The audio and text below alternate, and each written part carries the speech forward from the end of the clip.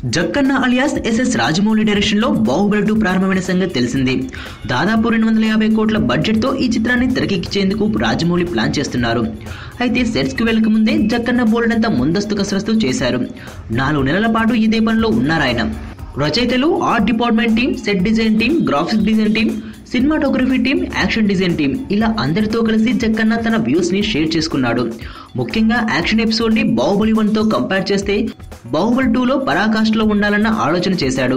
ఈ రెండో భాగంలో ప్రభాస్ రాణా వీరోచిత పోరాటాల్ని తెలుగు ప్రేక్షకులకు చూపాల్సి ఉందని, అవి సినిమా జయాపజయాల్ని నిర్ణయించేవిగా ఉంటాయని, అలాగే సీనియర్ నటీమణి రమ్యకృష్ణతో ప్రభాస్ సన్నివేశాలు ఇంకా బ్యాలెన్స్ ఉన్నాయని, ఈ మూవీలో అవి కూడా కీలకమైనవేనని, క్యూరియాసిటీని పెంచేవిగా ఉంటాయని, వాటిని ప్రస్తుతం రామోజీ ఫిల్మ్ సిటీలో తెరకెక్కిస్తున్నారని, రాజమాతగా రమ్యకృష్ణ కోరిక మేరకు రాక్షసరాజు కాళకేయును చంపి యుద్ధంలో గెలుపొందాడు బాహుబలి.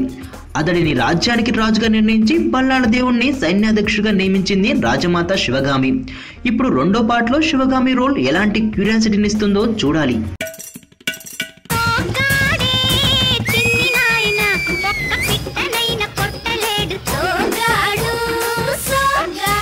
చితిని పట్టిన టేకు చెక్కలాగా వట్రంగా ఉంటావు.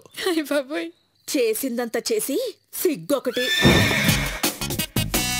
వాడిదచ్చు నీ జాతకమే.